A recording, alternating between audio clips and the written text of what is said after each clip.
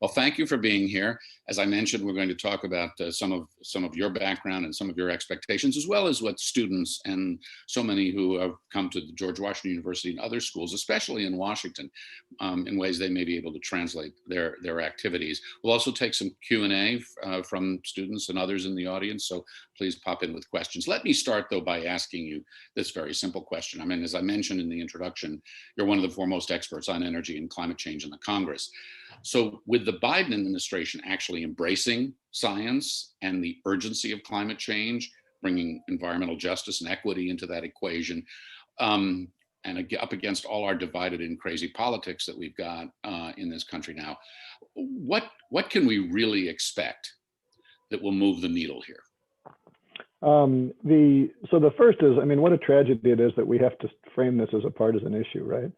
I mean, as you mentioned in my resume before, I built 80 clean energy projects, and I never got people to buy into those because they shared my environmental passion. They just liked money. And there's this crazy thing that I wish people understood more, that if you don't burn fossil fuel, nobody charges you for fossil fuel. You actually save a lot of money. And there are countries, Switzerland uses half as much energy as we do per dollar of GDP. That means that they got twice as much money for every unit of economic activity. We should be embracing that on a bipartisan basis. But here we are. There's a whole lot of good things that are going to come from Biden. The fact that he's taking a whole of government approach to climate is fantastic, because you can't deal with climate policy without talking about ag policy, without talking about what the State Department's doing, without talking about what our banking sector is doing. And yes, places like Department of Energy and DPA. So that's really positive. We are going to push through some fairly transformative issues congressionally through the reconciliation process. What's that mean? Give us an example or two. What do you mean? So what that's limited to is things you spend money on. And this is, right. You can get really tied up in wonky congressional details, but the filibuster frustrates our ability to do things by simple majority in Congress. Right. The budget reconciliation process is transformative. Well, so I think once we're through the current COVID stimulus, we're going to have a second bite at the apple on infrastructure. And on infrastructure, that means we can have a conversation about what would it mean to actually build an infrastructure of tomorrow. And that's a green infrastructure, electric vehicle charging infrastructure, modernizing the electric grid so that we can get power from those parts of the country that are sunny and windy to those parts of the country where people live. Building codes and standards, mandating that the federal government is going to be a leading purchaser of clean energy. And again, whether they're doing that for environmental reasons or just because we'd like the federal government to be responsible in how it spends taxpayer dollars, justify it however you want. Like, we're going to do it, right? So we can get a lot of those things done. I think what's going to be hard until we get rid of the filibuster is making some of the structural changes that are not tied to dollars. So, we have we have so many subsidies that support dirty energy in this country. There was a really interesting Harvard School of Public Health, or it might have been the Army Corps of Engineers, I forget, when Massachusetts was looking to shut down what they called the Filthy Five, the 5 coal-fired power plants out there. They calculated that the incremental health costs from higher asthma rates and higher premature fatalities downwind of those coal plants cost the region an amount of money that was roughly equal to the total revenue of those coal plants. Wow.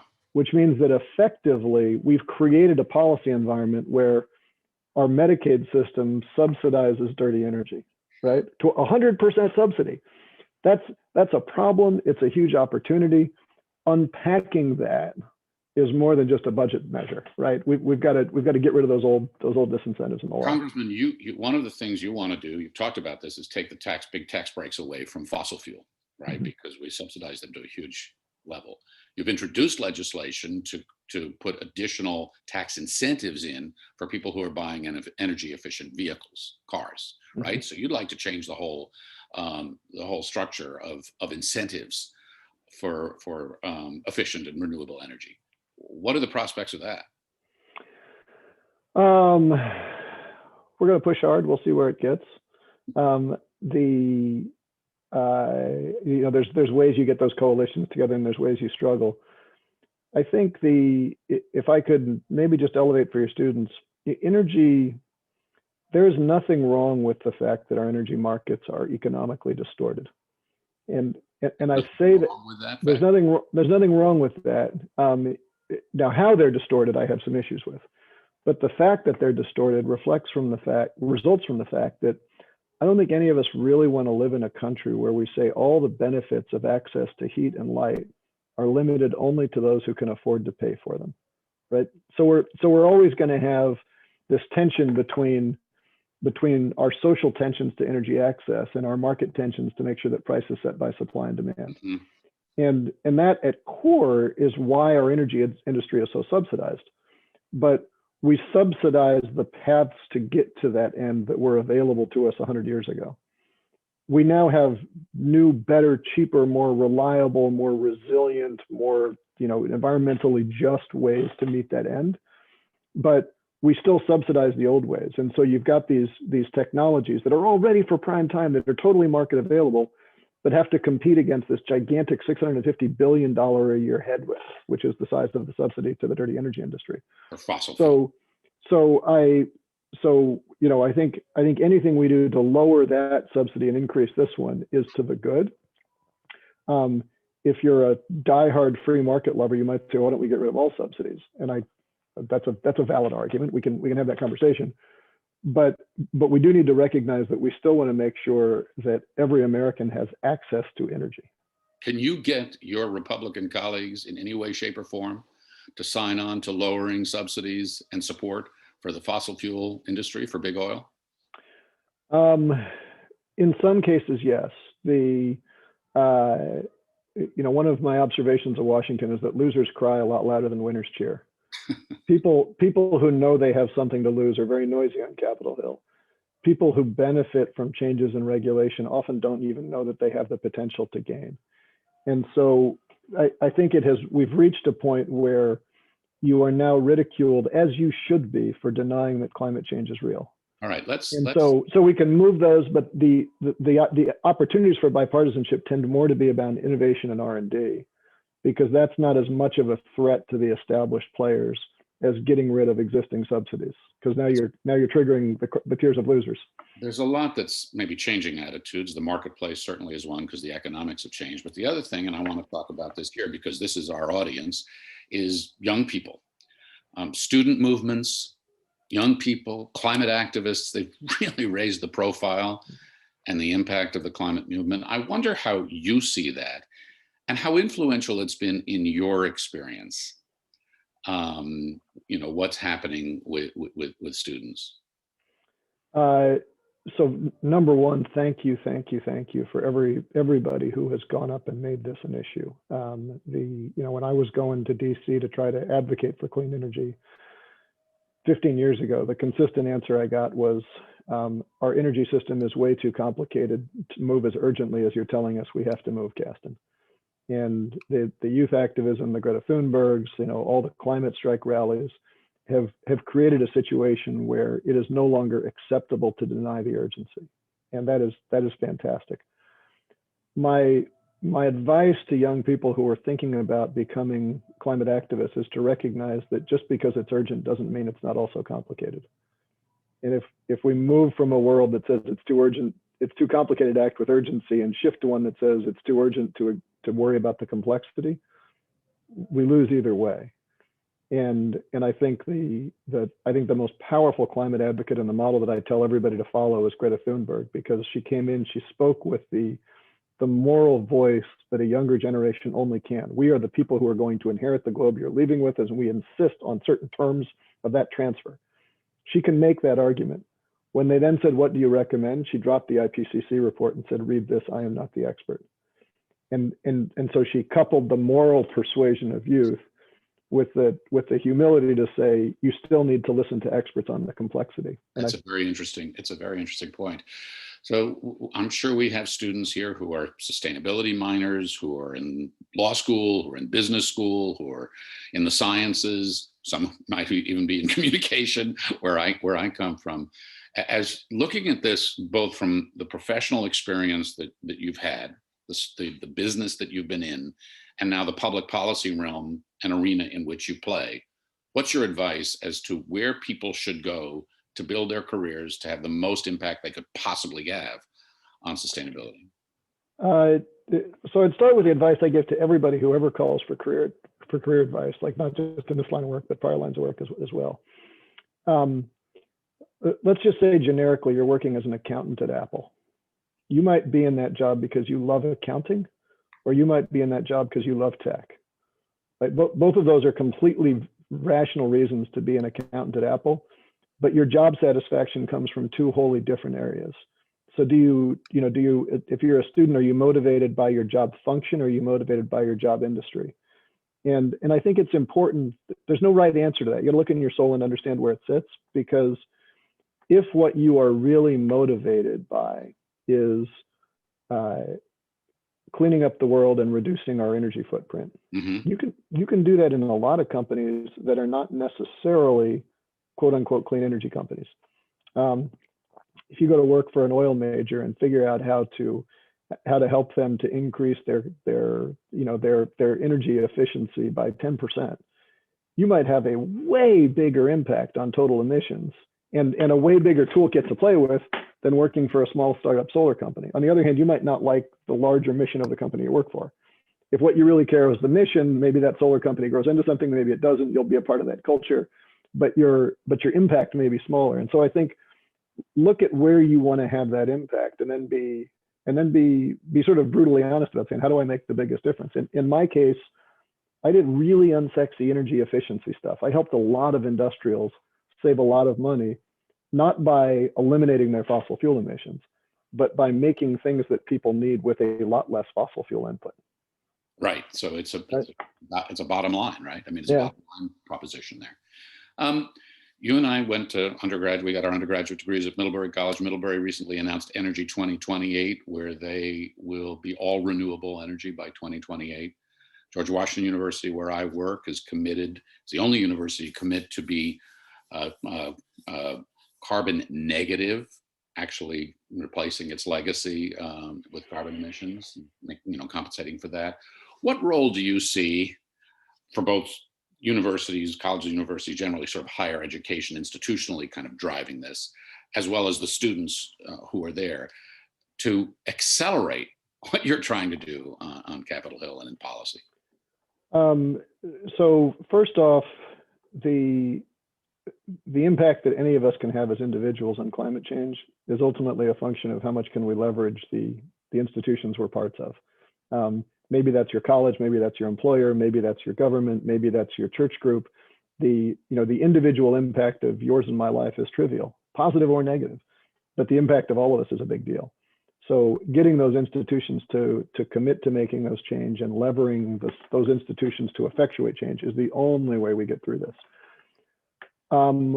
Where I think we need a much louder voice, and we're starting to see this in the financial sector, is to really get the accounting right. And that may sound like a really nerdy issue, but let's say Middlebury or GW commits to being carbon neutral. How do you define that? So if you agree to offset your purchases, who's going to do the accounting that offset is durable and permanent? Well, I can promise that I can tell you this, that throughout the day here, as Megan Chappell was talking earlier, there's going to be a lot of conversation about what GW is doing, how it's accounting, and how it's leading and trying to lead. Yeah, but the accounting is a global accounting problem, right? Because you could say, like, let's say you're in Illinois, we have a lot of nuclear power. You could say, I'm going to commit to preferentially purchasing nuclear power. Well, if the nuclear operator is separately taking credit for their carbon reduction in another market, you can't double count that credit, right? And as we think about how to take what these institutions are doing and making sure that 2 + 2 still equals 4 and doesn't add up to 3, we have to get that global accounting right. So I think what the institutions are doing is great. What I'd like the institutions start to do now is to come together and say, we need to be aggregate voices for coming up with a carbon accounting system, so that we know that our commitments we're making are actually robust and legit, and 2 + 2 does add up to 4. Interesting.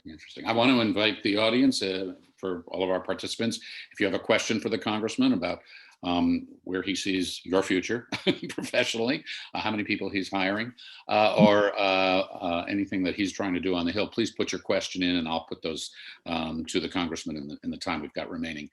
So if I pose the question this way, like, what is the one thing that you would most like to get done that you actually think you have a chance of doing with a new administration and this Congress? What would that be in this realm? Oh, as you know, Frank, the question sort of scares me because what's necessary is so far north of what's politically possible. It's huge. And so if we caveat by saying what's the thing that you could get done, the answers sort of become depressing. I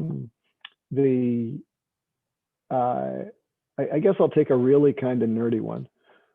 I'm of the opinion that one of the most powerful federal agencies right now could be FERC, the Federal Energy Regulatory Commission. And in part, it's because when FERC was created to regulate our electric sector, there was a recognition that it had to make sure both that markets and access, A, kept the lights on, and B, kept it affordable and reliable. And there has been because of the success of renewable energy, we've seen a collapse in the CO2 emissions per megawatt hour of the country, which is great. We've delivered that by deploying a whole lot of generators that have no marginal operating cost. Nobody with a solar panel on their roof wakes up in the morning and says, I better check whether the electric price justifies me keeping my solar panel on today. As a result, the price of power is collapsing. And we're losing the incentive to build new power generation in this country. And in the conversations that I had with FERC about that, the folks at FERC recognize that issue and recognize that there are scenarios where they would actually have the authority to fix that by providing differential economic incentives to clean generators. In other words, don't say this out loud, a carbon price. You could actually do that in the electric sector on the carrot side of that equation, not the stick, but on the carrot side, saying, how do we incentivize people to build an asset when the thing they're creating, electricity, is increasingly less valuable because of their success? And so we introduced the Energy Price Act last term to start that. We're talking about putting some more teeth on it, but I think it's a way that you could essentially backdoor into carbon pricing through existing regulatory structures and really just in the name of keeping the lights on. Really? Again, recognizing that there is this win-win, right? So yeah. If I get one bite at the apple, I'd love to see that one because I think it could be transformative and might confuse enough people that they wouldn't realize what I was doing until I got it done. And of course, now I've said it in this high profile format. So. Right, let me go to some questions from the audience, and there's some really, really good ones. Jordan asks you this question, Congressman. How do you think about your work and goals connected to Biden's plans around racial justice and equity? So I have a little bit of a contrarian view of this, which is that a lot of let me start with the completely legit issues around environmental justice. We have a history of redlining and zoning. We put poor communities where the pollution is. We've got a huge environmental justice issue that by and large has nothing to do with CO2, right? That's about particulate pollution, about acid rain, about the kinds of things that are downwind, lead in pipes in Flint, Michigan. So those issues are all totally legit, but they're not really climate issues. On the climate issues, a lot of the conversations around social justice broadly, racial and otherwise, is predicated on the idea that this transition is going to be expensive and we need to make sure that the economic pain isn't unduly spread through our society. And I reject the premise of that because, as I said, as we've deployed clean energy in this country, it's lowered the cost of power. Yeah. So the challenge we have is it's still an allocation issue, but how do you equitably allocate that gain? And so as an example of what that means, should we allow energy companies to build energy transmission assets using eminent domain that crosses people's private property? If I frame that in the context of the Keystone Pipeline, that sounds like an environmental justice problem. If I frame that in the context of saying, how do I get cheap energy to inner city Chicago? And the only way I can do that is to build a transmission line downstate. Whose environmental justice am I stepping on there if I do or do not use eminent domain to build that pipeline? And so I think it's great that we're having that conversation, but they're really different dynamics, and we get the answer right once we realize that this is an allocation of gain problem. how do we think about the downstate property that's going to be eminent domain versus the inner city person who's now got cheaper energy? That's an allocation gain. It's a good problem, but we still have to think through it. Comes back to what you said at the outset too, that this is complicated. This is ridden with trade-offs and all the rest. But the idea of environmental equity and justice, in particular, with communities that have been marginalized and lived in toxic and terrible, dirty places, that really needs to be addressed. All right, we only have a couple of minutes. I'm going to try to turn the remaining questions from our audience and students into a lightning round. Are you game for that? Sure, sounds good. Okay. Then you have just disciplined me when I give you long form answers. All right, here we go. Yeah, well, sorry, I got to play editor. This is from Carly. How do you not get discouraged when seeing how politics is such a hindrance to climate action? The same as any other job. Nobody in any job loves everybody they work with, but you figure out how to make the most you can. I tell people I hate the second law of thermodynamics, but I had to deal with it in my last job. There's laws I don't like in this job, and I deal with those. Okay. This one's from Nicholas. Considering the United States is one of the most lucrative and growing natural gas markets in the world, how do you, Congressman, see the U.S. reaching green energy initiatives in the near future, considering U.S. reliance on natural gas? All you have to do is commit to being cheap. If you commit to being cheap, people are going to preferentially take the fuel source that doesn't have any marginal operating cost. So you mean making renewables cheaper to compete with that? Is that what you're talking about? Renewables already are cheaper. Right. What the investment return is on an asset that has zero marginal operating cost, it's an open question. But once that solar panel is built, once that wind turbine is built, once that geothermal plant is built, once you invest in energy efficiency, that is always cheaper than any fueled energy resource. Okay, one more. This is tough, but it's going to be in our lightning round. This is from Anjana. She asks, how do you use your clout to not only spread the message and educate about sustainability, but also perpetuate Made in America and strengthen domestic resources, make America a turnkey provider of renewable energy, solar, wind, et cetera? So we live in a global world, and there are benefits that come. And again, this is allocation of the gain. If we deploy a whole bunch of energy sources that are built overseas, so during the construction period, there's overseas jobs. But now for the 20, 30-year operating life, they sit in America and make America's energy cheaper. That means we attract a whole bunch of industries back to America. Steel mills got built next to hydro plants because that was a source of cheap energy. Was it more important that we had the labor that built the hydro plant, or that for 20 years we had that steel mill there? So by doubling down and committing to clean energy, even if the supply chain for that energy is made overseas, we make Americans wealthier, we help grow GDP, and we create all sorts of innovation and job creation in this country long term. Which isn't to say that we shouldn't also make sure that we've got domestic supply chains, but the value of clean energy is huge and economically accretive as soon as we embrace it. Okay, last one here, and this has got to be super lightning round because we're out of time. And this is from Cecilia. Biden's talked about leveraging supply chain of the U.S. government to drive down greenhouse gas emissions. How much support do you think there will be for driving climate-related specifications requirements within product purchasing from GSA, the federal government? It is huge. I was delighted to see it was one of Biden's first executive orders. I have a friend who briefly ran energy procurement at Walmart because at the time they were the second largest electricity consumer in the country. The number one is the U.S. federal government.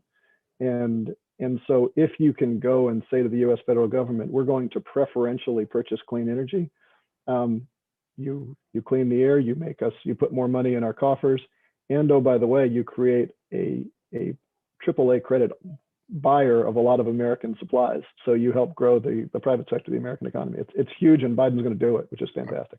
I just lied because I said this was the last one. I got to do this because we actually have a question from the president of Middlebury College, our alma mater. Prerogative. Lori Patton, she says, thanks for such a great conversation. A question, can incentives for building new power sources also include a justice component from the very beginning?